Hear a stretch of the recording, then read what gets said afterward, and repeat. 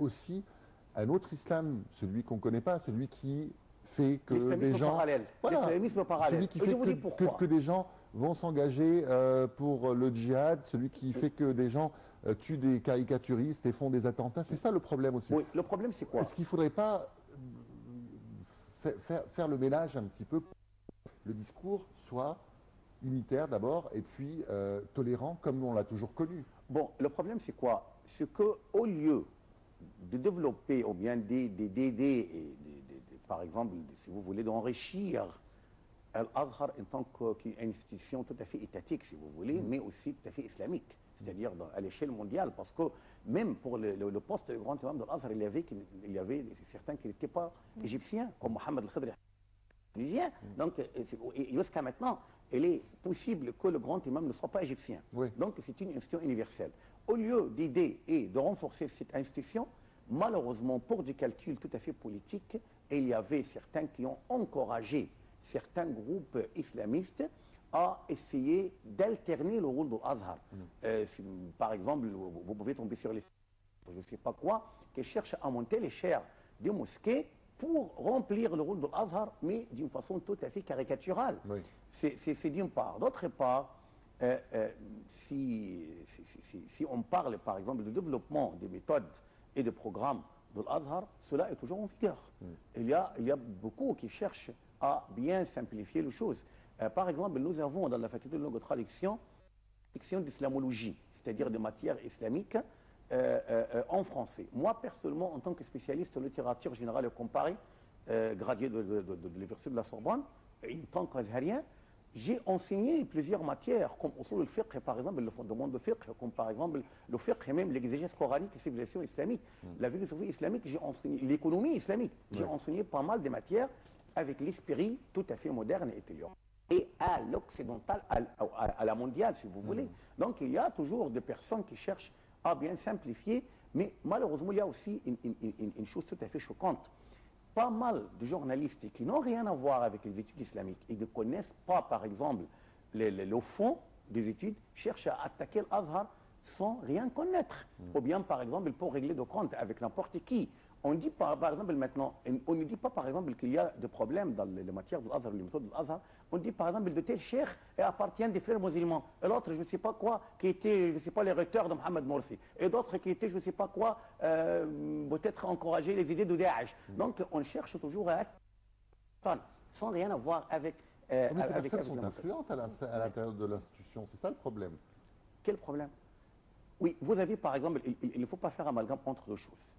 Si on dit par exemple que l'Azhar, par exemple, adopte les actes du frère musulman, c'est ça le problème. Mais s'il y a quelqu'un, par exemple, qui n'est pas d'accord avec ce qui se passe d'un optique ou d'un autre, c'est à lui. Oui. Donc lui, il ne représente pas l'Azhar, il représente lui-même. Mais docteur Gadol a justement le rôle de l'Azhar dans tout ça, parce que là, par exemple, l'Occident qui parle aujourd'hui de l'islam radical, de l'islam extrémiste, l'Azhar a son rôle dans tout ça, parce que eux, ces personnes-là ne voient que ce qui se passe sur le terrain. C'est à nous justement de leur montrer que l'islam n'est pas cet islam extrémiste. D'ailleurs, on a les images là. Hein. Oui. C'est à nous, je pense, qu'on devrait faire plus d'efforts. En fait, le rôle de l'Azhar, c'est quoi? Le rôle de l'Azhar, c'est de corriger les erreurs, ou bien de chercher à rétablir les connaissances authentiques. Mais le rôle de l'Azhar, ce n'est pas de faire de la politique. L'Azhar, c'est une institution apolitique. On ne dit pas de faire de la politique. C'est-à-dire même l'Azhar, ce n'est pas de son rôle de soutenir l'État. C'est-à-dire le régime, par exemple. Peu importe le régime, soit des frères musulmans, soit je ne sais pas quoi, peu importe les partis, l'Azhar n'a rien à voir avec les partis. Parce que pour nous, l'Azhar, on n'est pas partisan. Il n'y a rien, il n'y a personne parmi nous, par exemple, qui appartient à n'importe quel courant politique. Notre rôle, c'est un rôle académique. De dire la vérité, de dévoiler, par exemple, les choses qui ne sont pas connues en islam d'une façon authentique. Et c'est à chacun de choisir son attitude. Est-ce que cette attitude, par exemple, elle est incriminée ou bien elle n'est pas incriminée? C'est une chose qui ne nous appartient pas, elle appartient aux forces, ou bien aux autorités compétentes. Oui. Donc de lui faire des poursuites judiciaires ou non. Alors, on voit là les images, bien sûr, de la marche contre le terrorisme qu'il y a eu en France. On voulait bien sûr parler de ça. Pour rebondir un petit peu à une question qu'avait posée Nora tout à l'heure, c'est vrai qu'on a l'impression aujourd'hui que je veux dire, les théologiens, quand ils parlent de religion aux fidèles, il y a un peu une façon de dire, voilà, si jamais vous vous n'observez pas les préceptes de l'islam, dans l'au-delà, eh bien, vous serez, enfin, votre vie sera l'enfer. Ce que je veux dire, c'est que, est-ce qu'on ne peut pas plutôt changer ce discours-là en faisant, au lieu que les gens craignent Dieu, qu'ils l'aiment, est-ce que c'est pas ça finalement le vrai problème? C'est-à-dire que le discours craintif a pris le pas aujourd'hui sur le discours, on va dire, émotionnel et amoureux. Est-ce que ce ne serait pas bien de changer le discours en disant aux gens qu'il faut aimer Dieu, mais sans leur faire peur un petit peu, si j'ose dire? En fait, je cite ici le propos de son éminence, feu le cheikh Ghazali, qui a dit qu'il ne faut pas chercher en fait à ancrer chez les gens une sorte d'amertume de l'islam, mais il faut faire de l'islam comme un jus de mangue, par exemple, un jus de fruits. Oui. Et il a dit également que l'islam, c'est un procès, ou bien c'est une action tout à fait prospère, tout à fait précieuse, mais malheureusement, elle est à la charge d'un avocat échoué, c'est-à-dire un mauvais avocat. Donc, c'est ça le problème. En fait, en islam, on ne cherche pas toujours à faire peur aux gens de l'enfer, ou bien à attirer leur aspiration vers le paradis, mais tout simplement, lorsqu'on parle de l'islam, il faut citer à ce propos un long hadith rapporté par le prophète lorsqu'il était interrogé par Gabriel, l'archange Gabriel. Qu'est-ce que l'islam? Il lui a énuméré les 5 piliers de l'islam. Qu'est-ce que, par exemple, la foi, l'iman, c'est-à-dire quoi? De croire en Allah, en ses anges, en ses messagers, c'est-à-dire de croire, c'est-à-dire c'est une sorte de croyance, quelque chose d'intime. Et troisièmement, ce qu'on appelle la foi parfaite, al-ihsan. Il a dit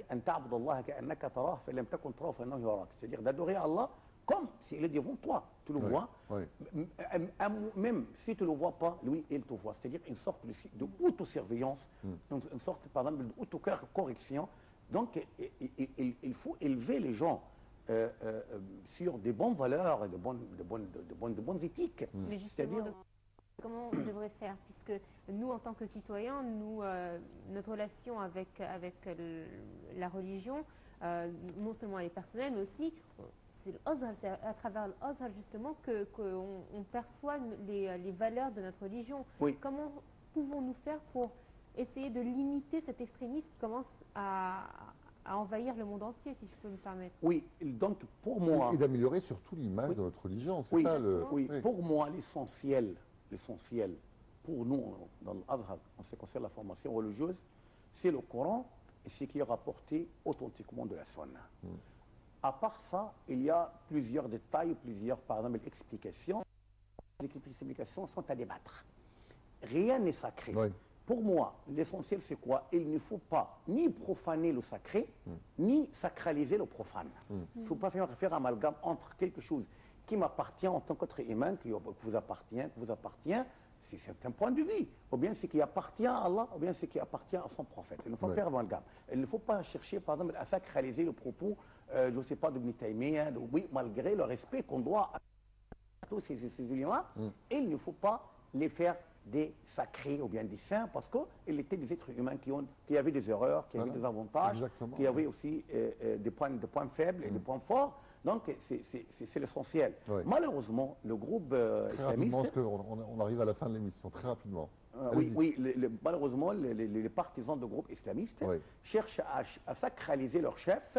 On dit, par exemple, je ne sais pas, A'lam al-ulama, Alim al-Dahri, je ne sais pas quoi, comme des califes, on dit par exemple l'imam Hassan al-Banna, je ne sais pas, l'imam, je ne sais pas qui. L'imam, c'est quoi l'imam? C'est le prophète, sallallahu alayhi wa sallam, c'est l'essentiel pour nous. Il ne faut pas chercher, par exemple, à diviniser les êtres humains. Ils sont des êtres humains avant tout, qui ont déployé des efforts louables, je connais, mais ce n'est pas forcément des efforts tout à fait acceptables. Docteur Kamal Ghadala, merci beaucoup en tout cas, et puis bonne chance bien sûr à vous, et puis à tous les gens qui sont éclairés pour réformer, si vous le souhaitez, pour le plus grand bien de notre religion, l'institution prestigieuse d'Al-Azhar. Inch'Allah. Merci à vous, docteur. Merci à toi, Nabil. Voilà. Merci. C'était une très belle émission. Merci. Allez, on arrive à la fin donc de cette édition de Bonjour l'Égypte. On va se retrouver demain. Et puis nous, on va peut-être se retrouver mardi prochain. Oui, exact. Ok, super. Au revoir. À très bientôt.